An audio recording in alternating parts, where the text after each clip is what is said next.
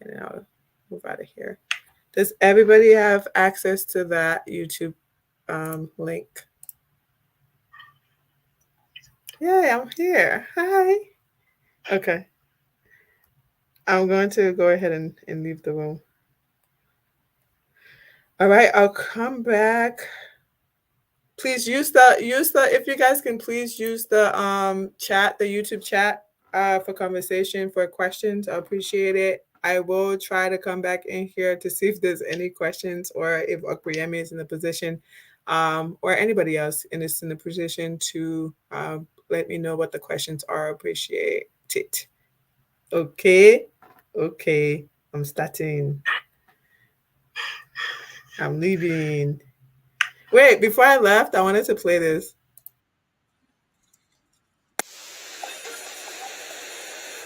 Really?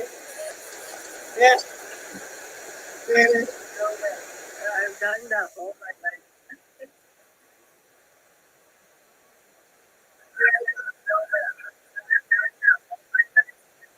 Okay, I'm done being silly. It's time to upgrade though, my sister. All right, let me get up. Let me get up. All right, good evening, everybody. It's your favorite Scrum Master here, Anna Bangam. I appreciate everybody being here. You could have been anywhere else, but you decided to be here with me. We try to do this every Mondays. Around 7:30 p.m. ish. So to just share information. It is a diary of a Scrum Master. It is my experience, what I have experienced, or what I have done, and I'm just sharing that with the world. And if it's something that resonates with you, leave a comment. Jump in, be part of the conversation, so that we can continue to learn from each other and improve how we work. Right. I know for sure when I started my process, when I was becoming a Scrum Master, there was no much resources or a lot of people sharing about their experiences on how they are being Scrum Masters, or what they any lessons or challenges that they were experiencing. I just had to figure it out. So with me figuring things out, I have learned to figure out what has worked for me, and this is what I'm doing to share here. Okay, so as mentioned, we're focusing on my first 30 days on the roll. On the roll. It is on the roll. Okay. So if you're on Clubhouse, there are people from Clubhouse, LinkedIn, Facebook, and YouTube. Those are 4 different platforms. So when you're in the chat, please um, be intentional with the questions being asked, because sometimes when questions is asked that is not part of what I'm discussing, it just throws me off, and I just don't know what to say at that point. But besides the point, feel free, please, to let us know what questions you have, what you want me to answer based on my experience. Everything is based on my experience. This is not to say it's the way. This is just to say that this is what I have experienced. Okay, so I've been to, I want to say, 5 or 4 different organizations in the 6 years of me being a Scrum Master. Wow, that's amazing, Rodolphe. You're a dedicated individual to be up right now. And in my experience of being there, in different organizations, I have had to start and stop and start and stop, right? Start and stop meaning I would be in an organization for a certain duration, and then of course I will leave, then I will go start another one, right? So if I'm leaving, I'm stopping and then starting another one. So it means that I have gotten a chance to start. I have several 30 days of going through the journey, just exploring different experiencing different challenges that typically would happen. Okay. One of the ones that I would say for for my most recent is that as I have gotten more um, experience and more in the space, right? And so exposure in the space. So what I notice is I have learned to just be a go-getter, or a little more proactive, because I know what to do. But there are situations that do happen where in your first 30 days, for example, somebody or like assumption is that you know what you should be doing, and they'll just throw you to start events, right? Sometimes people who may not have had that experience or know what to do might panic, and find it very challenging, to go through the flow. Okay, so just something here.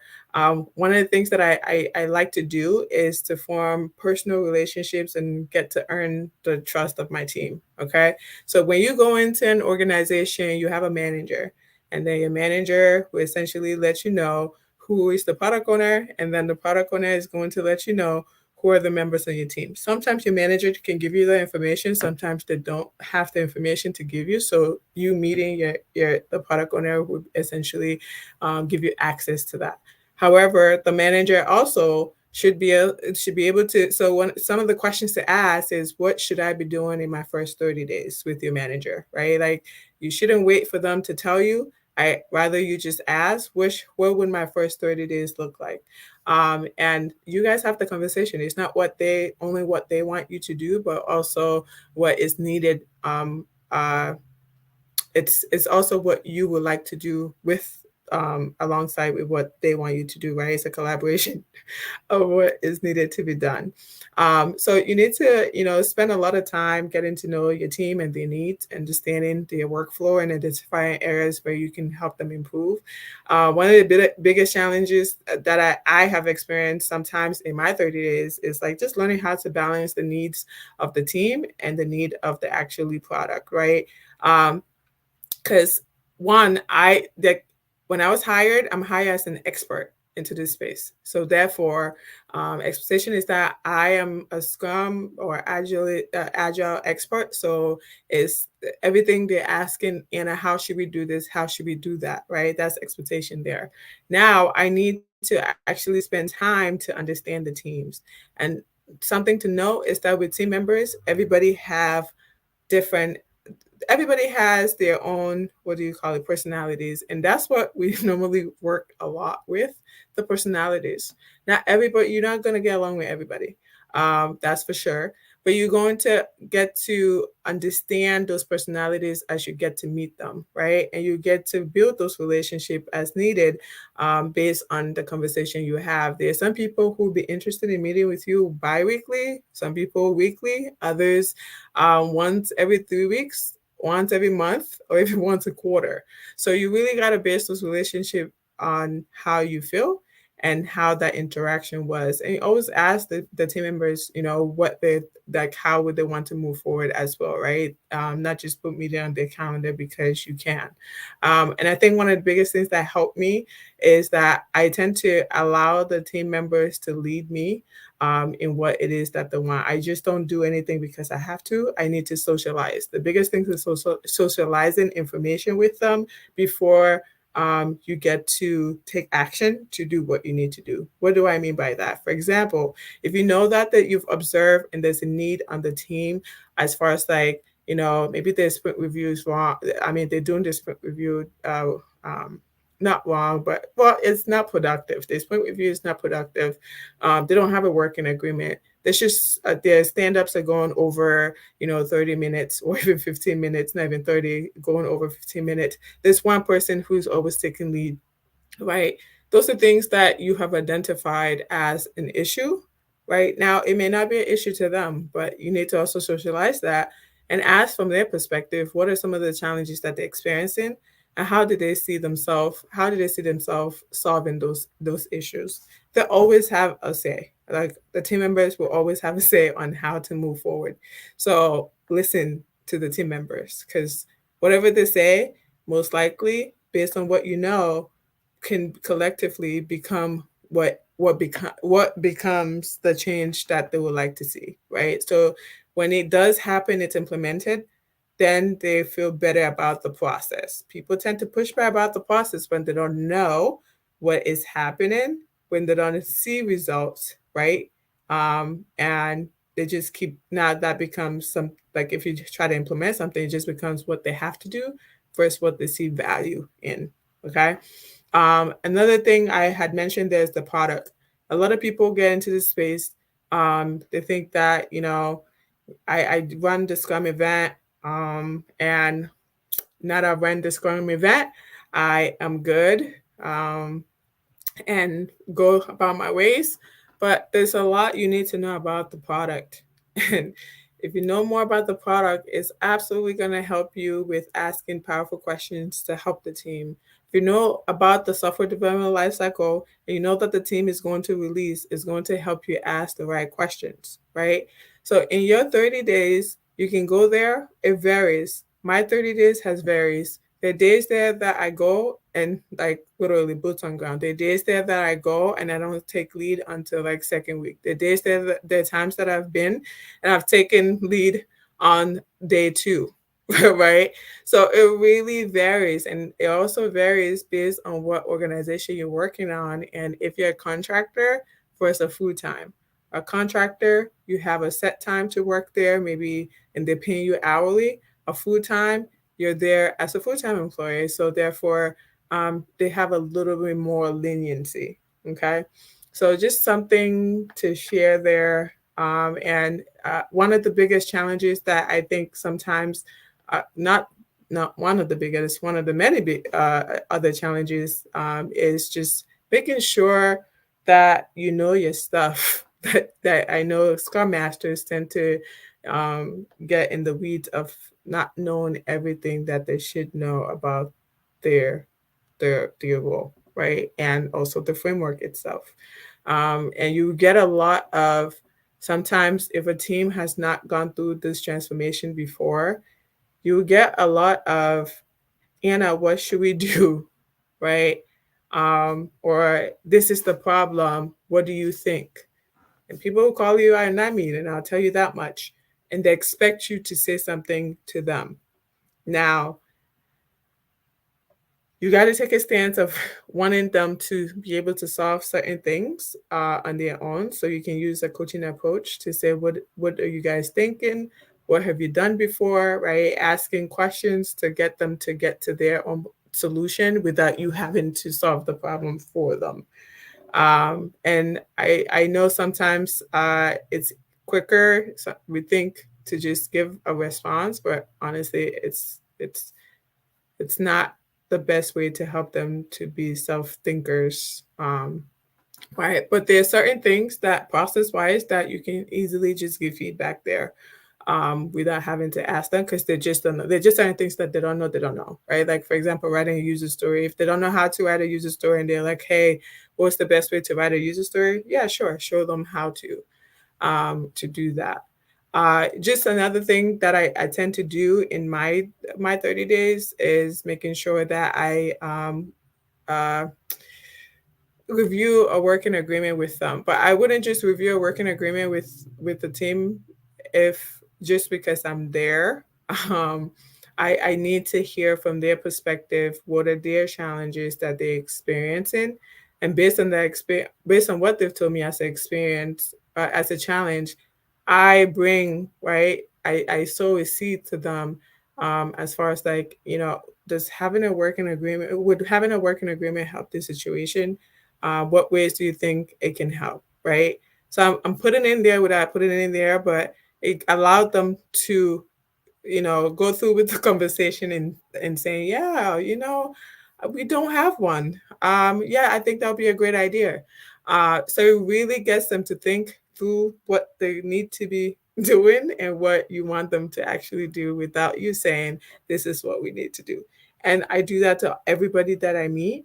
If there's no roadmap, it's the same thing, right? How do you think we can do differently, or how can we be better if the team understands the bigger picture, right? With a product owner.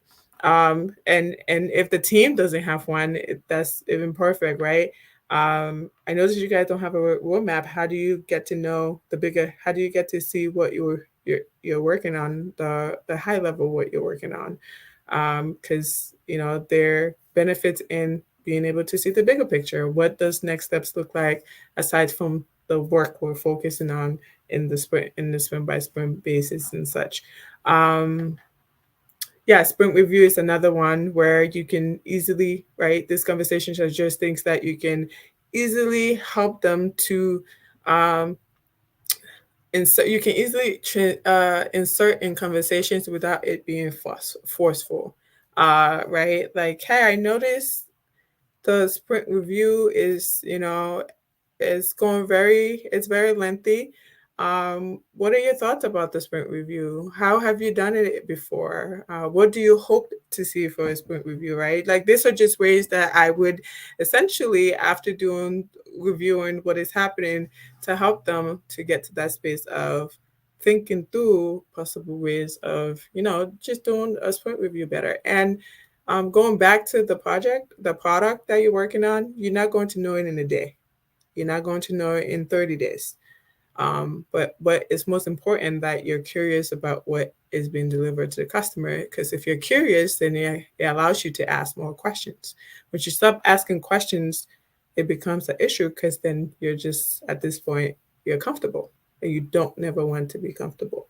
Yeah, you just don't want to be comfortable. So it's just important to help make sure that your team is happy and productive. And at least that's what I try to do at that. Another conflict that I think sometimes happen is when like team members can have, sometimes you don't know what challenges the team members have had with each other. So you're almost like in the crossfire. Maybe somebody's talking very aggressively to another team member. You just don't know why they're talking aggressively to each other, but you can sense that there's something there, and it happens. It does happen on the team, and it's just important for you to learn to facilitate that conversation. And that's what I've done, to help the team come to a resolution that everybody could agree on. And the faster you do that, the better it is, right? Don't try to just jump to solve it, but try to understand what is the issue. There's always the underlying issue. Sometimes the team members might be like, "Oh, it's fine as long as they don't interrupt my work," right? It can be just something as easy as somebody is doing a peer review for work and then send it, kick it back to the individual who did the work because it didn't all meet the acceptance criteria, and that could cause somebody to feel some type of way because somebody is didn't feel as though their work is up to standard or up to speed, right? So it's just important that you spend that time to build relationship. Make sure you're available whenever you're needed. At least that's what I do. I'm available like literally on a speed dial. If you say Anna, yes, hi, how are you? Right, like literally. I'm always like want to understand their work, their workflow. I Most teams work in Kanban or Scrum Ban, and in Scrum or Safe or Scrum at Scale, right? It's just really important for you to learn what their workflow is, right? And by doing this, it tend to help me to just improve how you know the process that in turn would make the team a lot happy that they're delivering value and they're having fun with the stakeholders. So facilitation is an important skill to learn, and I took a lot of facilitation classes myself. When I first got my job, I realized how important facilitation was and how much control I had in the conversation and the outcome sometimes of the meeting. So it's so important for us to be skilled at facilitating because the meeting can start, and yes, everybody know why what the purpose of the meeting. But at the same time, that meeting can just spiral, and it just go left. And then by the time you're done, you're just like have not, cover anything. And so I always make sure anytime I'm taking over something, to make sure that I just make sure I one let the team know how I facilitate, what my facilitation styles are, or is. Yeah, is. I think it is. Guys, English is my second language. Okay, forgive me. And then just we just have the conversation there, and also like even when like you're uh, sending out invites and getting the right audience is very important. Yep, yeah, actually, sending out invites and getting the right audience is very important. and just making sure that all the invites that you start taking on has the purpose of the meeting. And if there's any time where that occurrence is different, just make sure that the people know. Even though sometimes they don't read it and they still come to the meeting and ask you, what is this meeting about? In the beginning of your meeting, you should be telling what is the purpose of this meeting and what outcome you're looking to get out of it. Because halfway through the meeting, you need to make sure and look back and say, are we where we need to be? What what direction and next steps do we need to start taking? Right, essentially, before the meeting, this meeting over. So preparation to your meetings can take anywhere from 2 hours for a meeting that is literally 30 minutes or an hour. So it's important for you to prepare. If you need to, what I tend to do, especially my first, my not just my first days, my first 30 days or 90 days, it's just whenever I'm doing any facilitation, it makes my work easier when I send people information ahead of time so they know what is expected of them before they get to the meeting.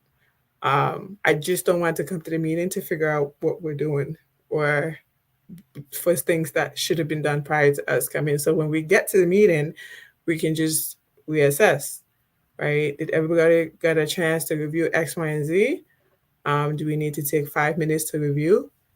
And whenever you're ready, let's go, right? So my advice to people, that individuals that are in the space right now or just got jobs and in the market, just be mindful and um, just be mindful that the relationships you create when you get there is so important because it's going to help you become successful in the role, right? It really is, and it's going to make your job a lot more easier. Just make sure that you're able to earn respect and trust from your team. uh, get to understand that there are times you're going to provide insight and feedback to the team members, and they're not going to accept your feedback. It's okay. You, you, the job still goes, right? You're still going to have the job. You just need to understand and know that people will eventually accept a problem. I will most likely change when they know that they are having a problem. But if they don't see the problem for themselves, then you're just gonna have to wait till they get to see it. Another thing is like you need to be willing to listen, right? You have to be able to listen and open to feedback.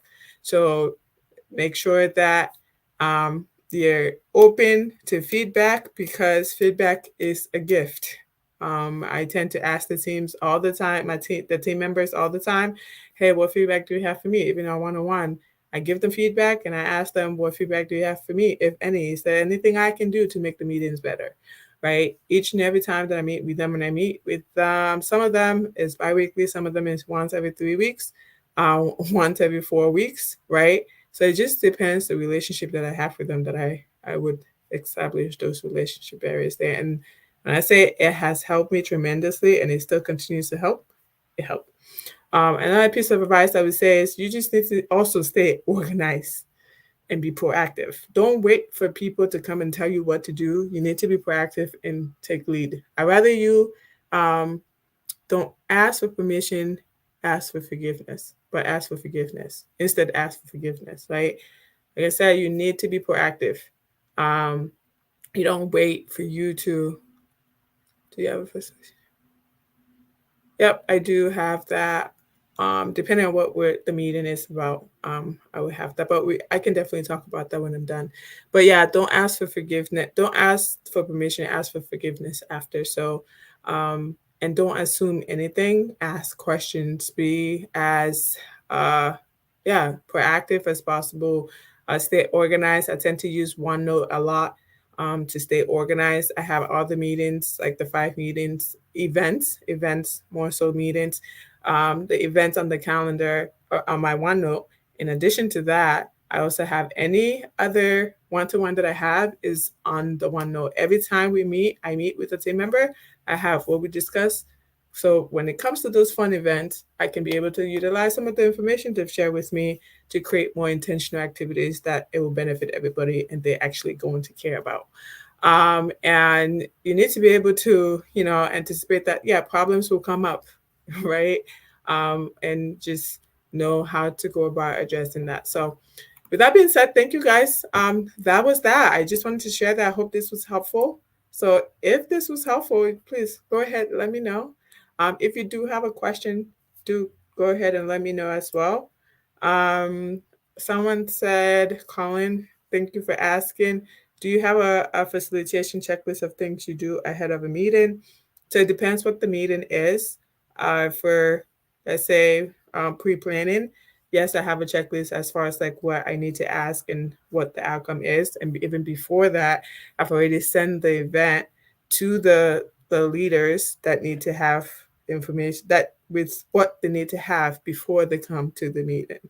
And when they do come to the meeting, I would, essentially ask them if they're ready to start the conversation, and so we can move forward. And then she also state what we're looking to get at the end of the meeting. And then at the end of the meeting, we're just checking the action items that came up while we were having the conversations, and who's going to do what, and when those things are due for it. And I just follow up with them after the meeting. Sometimes, depending on what was discussed, I would just send the action step, the action item in the meeting, in the invite, like just reply all, just and thank everybody again and let them know what those action items are. So thank you for the question. Any other questions on this first 30 days?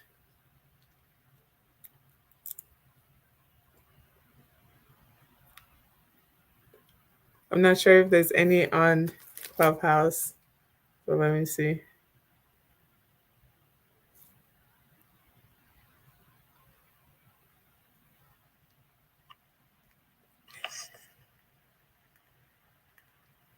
Yee!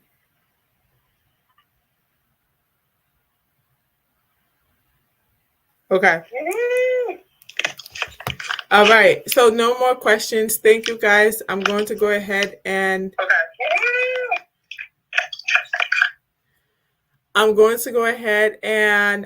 stop sharing and jump back on Clubhouse. If you're not on Clubhouse right now, be sure to be on get on Clubhouse. It is a free app platform with lots of other Scrum Masters on there, and there's just so much, so much, so much nuggets that you can get out of there. Lots of people come there for information, and hey, it's a community that actually cares. Okay, so feel free to not subscribe, subscribe to subscribe, or feel free to download Clubhouse on your phone. I think it's both for iPhone users and also Android.